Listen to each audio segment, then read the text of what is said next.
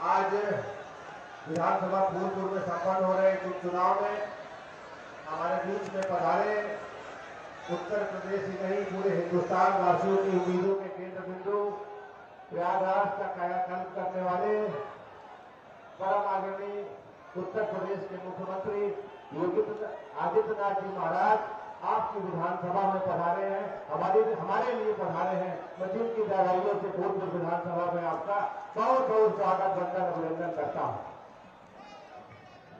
पिछले 7 सालों से जब से आपने उत्तर प्रदेश की कमान आदरणीय महाराज जी के हाथों में सौंपी है, आपने देखा है उत्तर प्रदेश बदहाली से खुशहाली की ओर बढ़ रहा है, दिखाई पड़ रहा है। जो गुंडे माफिया अपराधी जो सत्ता के भागीदार हुआ करते थे, जो समाजवादी पार्टी में विधायक और सांसद हुआ करते थे, उनको अपनी जगह पहुंचाने का काम आदरणीय योगी महाराज जी ने किया, जो आपके सामने।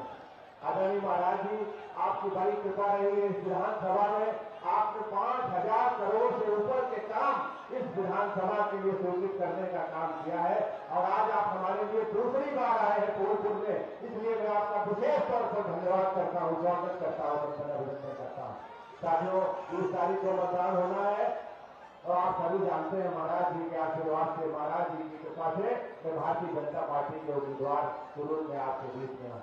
आपका भाई हूँ, आपका बेटा हूँ। मेरी माता जी 5 वर्ष यहाँ से सांसद रही हैं और पिछले 25 सालों 30 सालों से लगातार आपकी सेवा का काम हम लोग करते रहे हैं। मैं विश्वास दिलाता हूँ कि 20 तारीख के बाद जब 23 को परिणाम आएगा, कि सीट आपकी झोली में जाएगी, तो आपको कहीं से ये अफसोस नहीं होगा अपने निर्णय पर और मैं हमेशा आपके सुख दुख और समस्याओं में आपके साथ कंधे से कंधा मिलाकर खड़ा रहूंगा। इन्हीं शब्दों के साथ आप सभी लोगों का, मंचासीन समस्त अतिथिगणों का समय का मैं नाम नहीं ले पाया, सबसे क्षमा मांगते हुए बहुत बहुत स्वागत वंदन अभिनंदन और प्रणाम करता हूँ। बोली भारत माता की।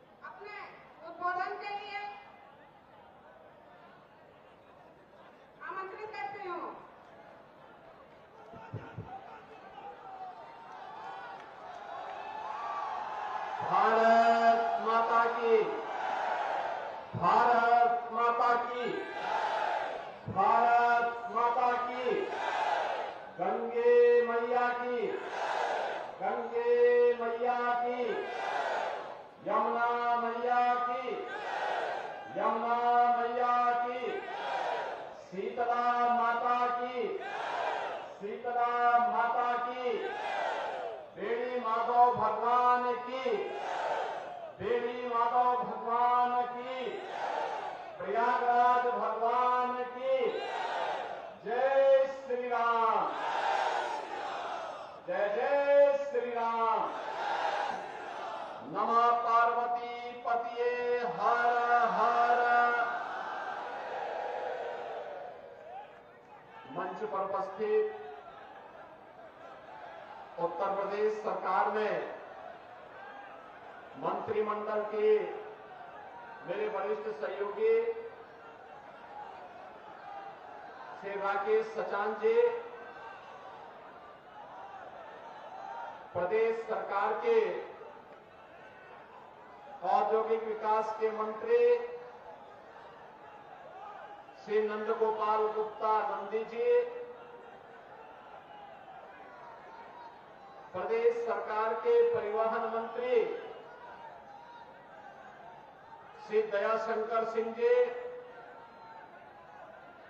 प्रदेश सरकार के युवा और खेल कल्याण खेल विभाग के मंत्री श्री गिरीश चंद्र यादव जी,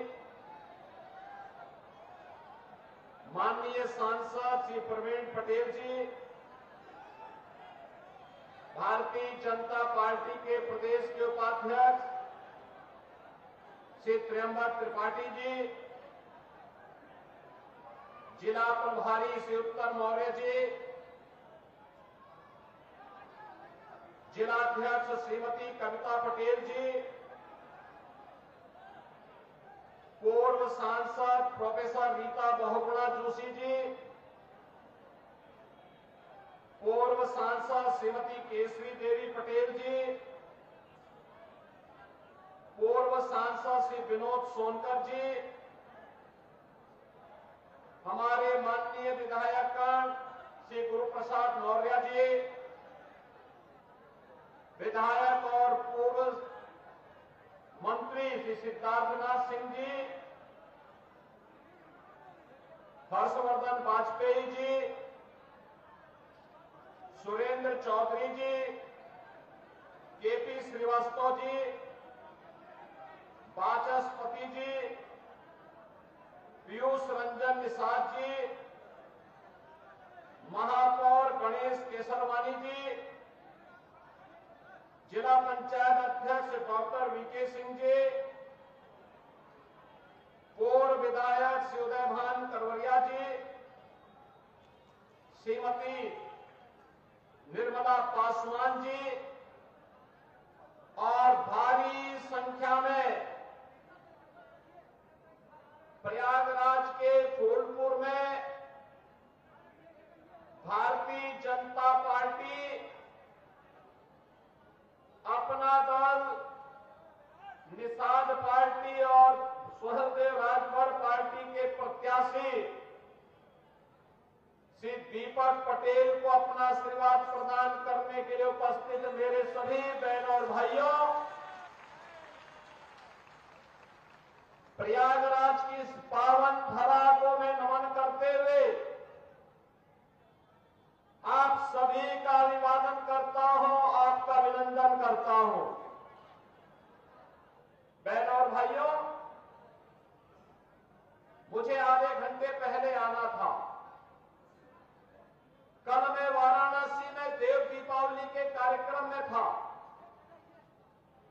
देश के महामहिम उपराष्ट्रपति जी आज वहां पर उपस्थित थे। देवताओं की दीपावली हमारी काशी में कैसे होती है, दुनिया ने देखा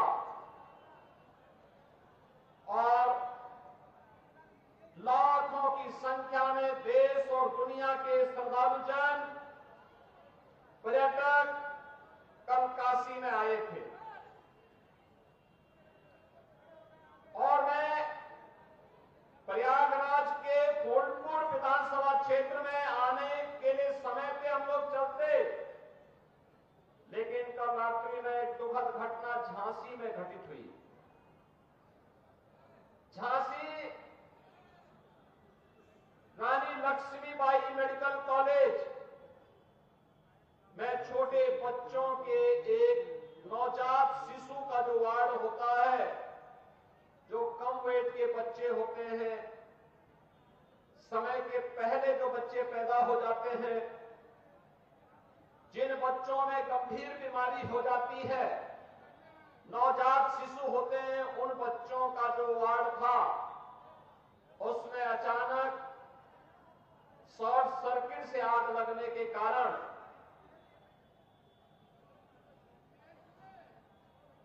वहां पर एक दर्दनाक घटना घटित हो गई थी। 10 मासूम बच्चे उस अग्निकांड की चपेट में आ गए थे। तो उसी की व्यवस्था में वहां पर शेष 54 बच्चों को सुरक्षित निकाला जा सके और उन बच्चों को उपचार की व्यवस्था की जा सके, इसकी व्यवस्था में देर रात्रि से ही हम लोग लगे थे और रात्रि में ही स्वास्थ्य मंत्री और प्रदेश के डिप्टी सीएम श्री ब्रजेश पाठक जी भी वहां पहुंच गए थे और 10 बच्चों की वहां दुखद मौत हुई है। शेष बच्चे सुरक्षित हैं। वहां पे स्वास्थ्य विभाग की पूरी टीम, मेडिकल कॉलेज की पूरी टीम, प्रशासन और पुलिस प्रशासन की पूरी टीम सभी को सुरक्षित निकालने में सफल रही। लेकिन मेरी संवेदना उन सभी परिजनों के प्रति है जिन्होंने अपने मासूम बच्चों को खोया है और मुझे लगता के इस क्षण में हमारी संवेदना इस प्रकार की दुखद और दुर्भाग्यपूर्ण घटनाओं के प्रति होनी ही चाहिए।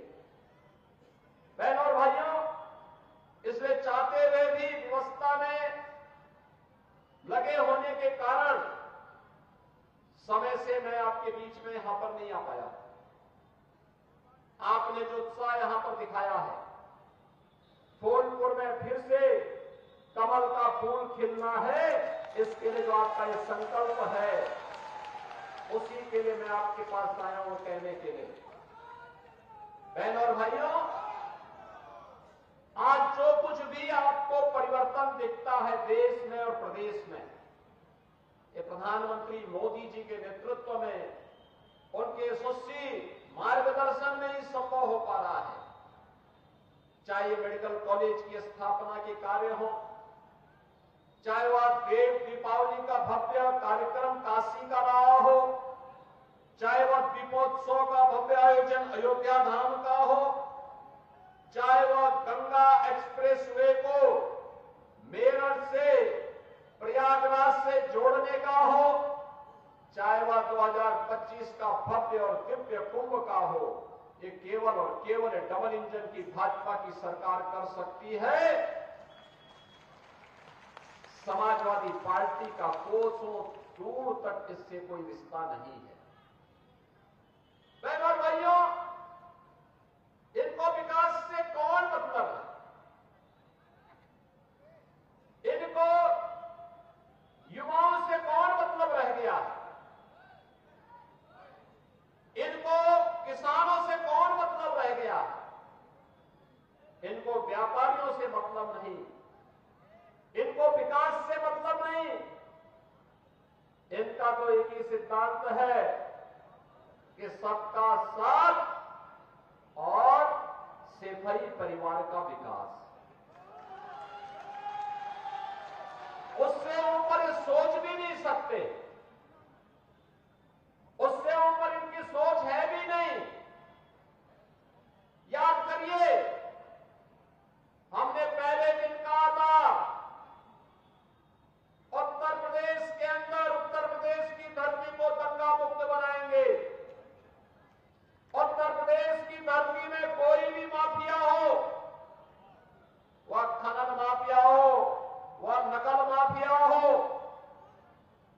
वह वन माफिया हो, वह पशु माफिया हो, उससे सख्ती से निपटेंगे। और बहनों और भाइयों, आपने देखा होगा समाजवादी पार्टी को इससे पीड़ा होती है। नकल माफिया को भी बचाने के लिए वह कितनी एड़ी चोटी, आज भी आप देख लीजिए, जितने बड़े दुर्दांत खतरनाक माफिया हैं, वे सब सपा के गले के हार हैं। उन्हीं से इनकी आजीविका चलती है, उन्हीं के भरोसे ये लोग जीते हैं। और इसीलिए जब युवाओं के लिए सुचितापूर्ण तरीके से परीक्षाएं हो, जब सरकार उन युवाओं के हित के लिए कार्य करते, हमने तो पहले दिन कहा था कि युवाओं के भविष्य के साथ खिलवाड़ करने वाले के भविष्य के साथ फिर हम भी खिलवाड़ करेंगे। हमारे युवाओं के भविष्य के साथ किसी को खिलवाड़ करने की छूट नहीं मिलनी चाहिए। और मैं फिर कहता हूं, नकल माफिया के खिलाफ हम कार्रवाई करेंगे। किसी भी युवा के भविष्य के साथ खिलवाड़ करने की छूट नहीं देंगे किसी को भी। प्रतियोगी परीक्षाएं सुचितापूर्ण तरीके से संपन्न हो, इसके लिए माहौल सरकार भी बनाएगी, संबंधित चयन बोर्ड और आयोग भी उसके लिए पूरी प्रतिबद्धता के साथ कार्य कर रही है। अच्छे नौजवान जब सेवा में आएंगे तो विकास की गति को द्रुत गति से आगे बढ़ाने के साथ ही गरीबों तक शासन की योजना को पहुंचाने में भी अपना योगदान देंगे। और प्रयागराज की धरती तो ये भगवान प्रयागराज की है, भगवान बेणी माधव की है, भगवान भारद्वाज की है, मां गंगा यमुना और सरस्वती की त्रिवेणी की है। ये पावन धरा तो हमारे लिए एक ऐसी पावन धरा है कि प्रयागराज का कुंभ अब तो दुनिया के अंदर मानवता के मूर्त सांस्कृतिक धरोहर के रूप में प्रधानमंत्री मोदी जी के प्रयास से आज मान्यता प्राप्त कर चुका है। बहनों और भाइयों, ये समाजवादी पार्टी राम मंदिर का विरोध करती है, दीपोत्सव का विरोध करती है, देव दीपावली का विरोध करती है, परीक्षाओं की शुचिता का विरोध करती है,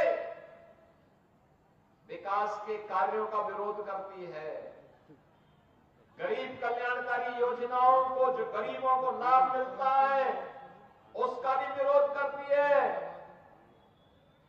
यह तो केवल और केवल बांटने की राजनीति पे विश्वास करती है। बहनों और भाइयों, अयोध्या में 500 वर्षों का इंतजार क्यों हमें करना पड़ा था?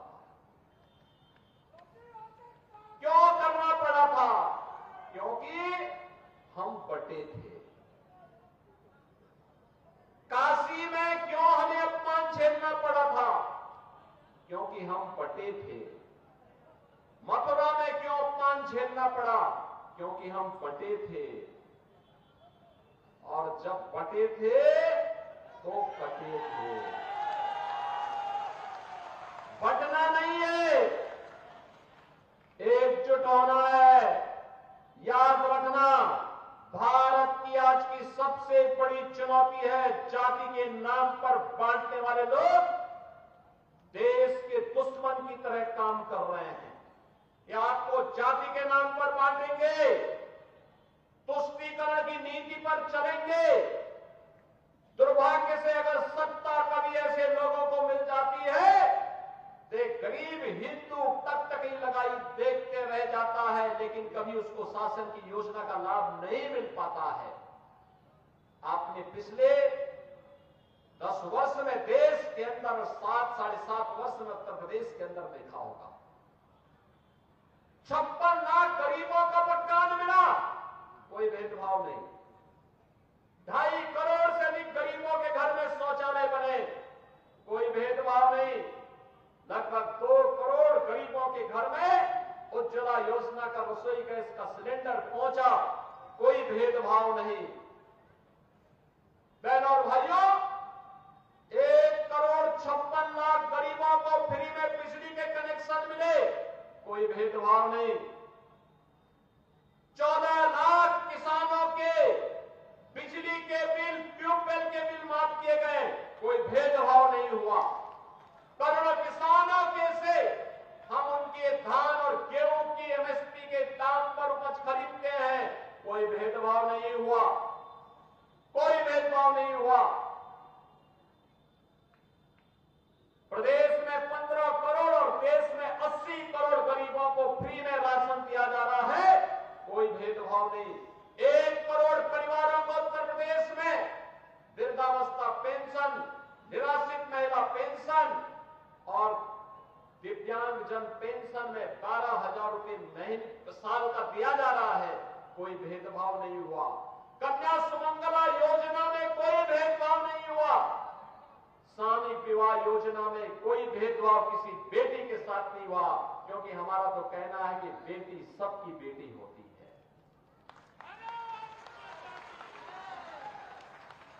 आयुष्मान भारत में 10 करोड़ उत्तर प्रदेश का नागरिक 5 लाख रुपए का स्वास्थ्य कवर प्राप्त करता है, कोई भेदभाव नहीं हुआ।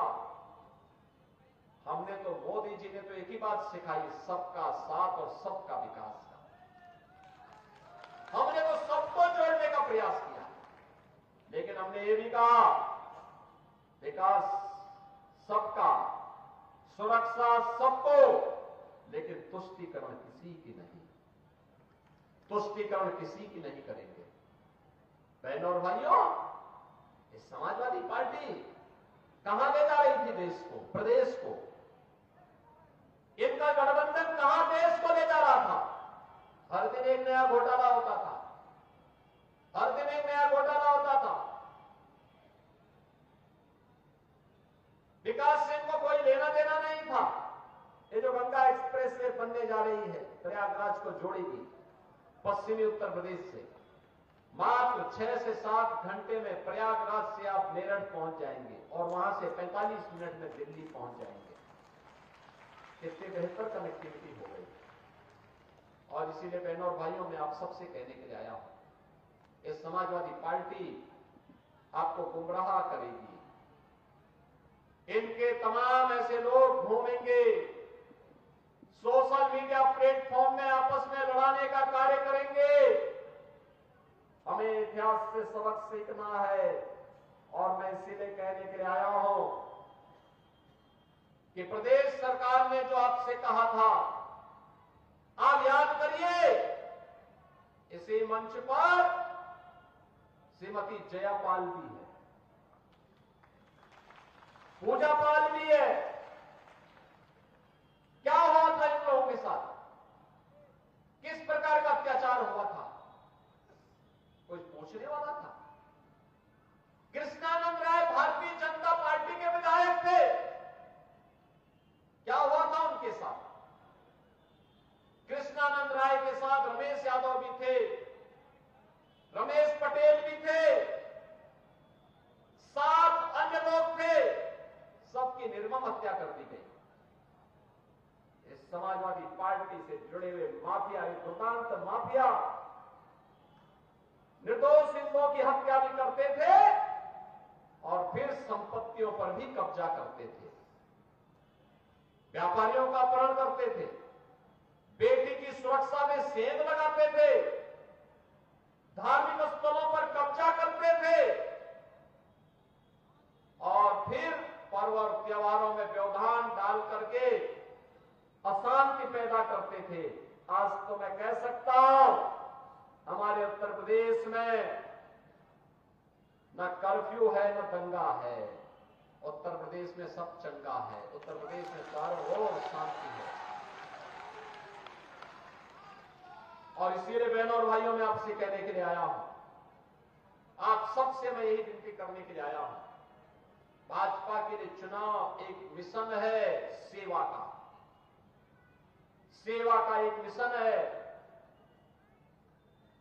समाजवादी पार्टी, बहुजन समाजवादी पार्टी के लिए चुनाव एक व्यवसाय है, अपने कारनामों को अंजाम देने का, जनता को शोषण करने का, अराजकता फैलाने का सर्टिफिकेट प्राप्त करने का, इनको अराजकता पैदा करने, भ्रष्टाचार पैदा करने, गुंडागर्दी फैलाने, कर्फ्यू लगाने, दंगा कराने, लूट खसोट करने का ये सर्टिफिकेट हमें नहीं देना चाहिए, कतई नहीं देना चाहिए। इनकी जमानतें जब्त होनी चाहिए।